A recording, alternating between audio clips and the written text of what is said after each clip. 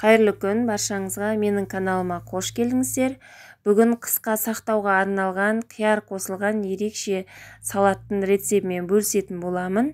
Видеоның соңына дейін көріп, каналыма тіркеліп, лайк басып кетіңіздер. Ең алдымен салатқа керек заттарымызды осылай дайындап аламыз. Қызанақтарымызды жақсылап жуып, керек емес жерлерін алып тастап, осылай бөліктерге бөліп дайындап аламыз.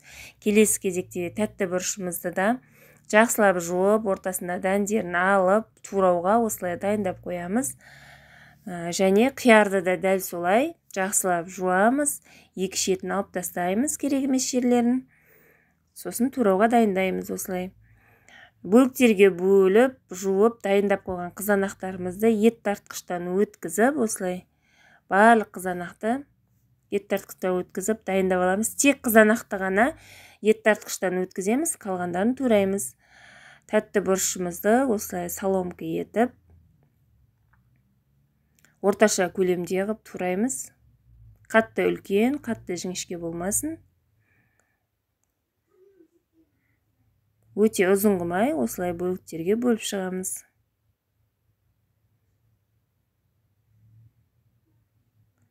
Көлемі осылай орташа көлем болса болады. Барлық тәтті бұрыштарымызды осылай турап шығамыз. Қанша мөлшерде керек екенін описанияға жазып қалдырдым, сол жерден көрсеңіздер болады. Барлығын осылай бір қалыпты, бір келке етіп турап алдық. Келесі кезекте жуып дайындалған қиярымызды да дөңгелек етіп тураймыз. Қиярды да орташа көлемде, қатты жуан қылмай, қатты жіңішке қылмай, жіңішке қылып турасақ, қияр езіліп кетеді. Сондықтан осылай дөңгелек орташа көлемде қылып турап аламыз. Барлық қиярларымызды осылай турап дайындап қойдық. Енді кезекте сарымсағымызды, екі үлкен бас сарымсақ болса жетеді. Екі бас сарымсақты жақсылап ашып, жуып, оны да салатқа дайындап турап қоямыз. Сарымсақты да осылай қолмен орташа көлемде қылып турап шығамыз.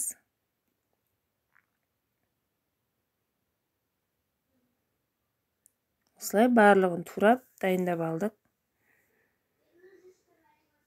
Барлық заттарымызды турап дайындап болғаннан кейін жаңағы ет тартқыштан өткізіп дайындап қойған қызанағымызды отқа қойып, баяу отқа, үлкен ыдысымызға салып, баяу отқа қойып қайнатамыз.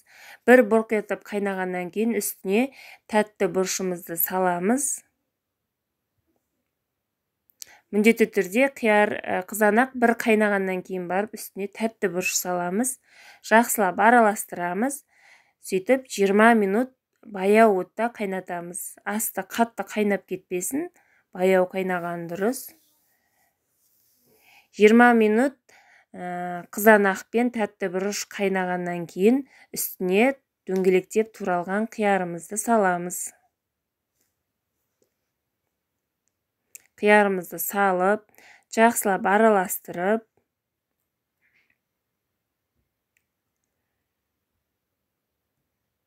және дәміне қарай тұзын салатын боламыз. Салаттың дәміне қарай тұзын салып, 15-20 түйірдей лавр жапырағын саламыз.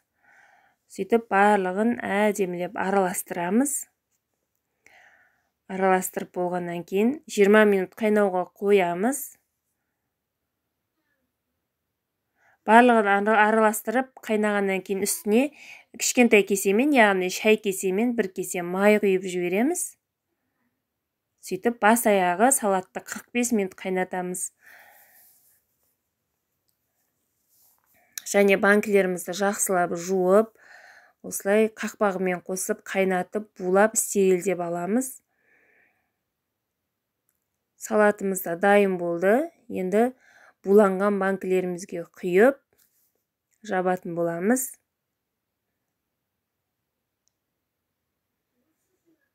Осылай барлық дайындап, булап қойған банкілерге кезекпен кезек салатымызды құйып шығамыз.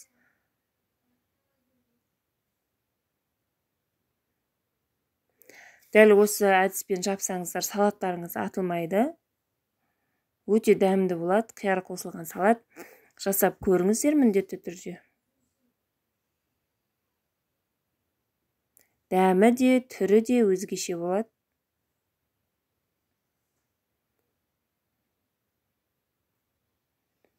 Барлық банкілерге құйып болғаннан кейін банкіміздің аузын осылай әдемілеп жауып шығатын боламыз, ауа қалдырмай.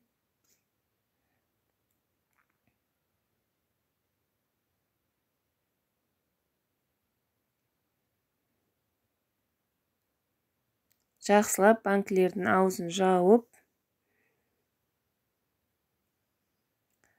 болғаннан кейін дұрыс жабылғанына көз жеткіземіз. Аузынан ағып тұрма тексереміз. Банкілерім жақсы жабылған сияқты. Барлығы жақсы жабылғаннан кейін осылай төңкеріп қоямыз. Барлық банкілерімізді төңкеріп, бір күнге үстіне жылы майлықпен жауып, бір күн қойып қоямыз. Бір күннен кейін алып, банкі қоятын жерлерімізге жинап қойсаңыздар болады. Дәл осылай жасап көріңіздер, өте дәмді салаттардың бірі. Қанша мөлшерде, қанша зат керектігін, қанша минут қайнату керектігін барлығын описанияға жазып қалдырам. Сол жерден көрсеңіздер де болады. Видеоның соңына дейін көріп, видео ұнап жатса каналыма тіркеліп, лайк басып кетіңіздер. Және қоңыраушаны басуды ұмытпаңыздар, сол кезде менің әр шыққан видеом сіздерге бірінші болып көрінеді.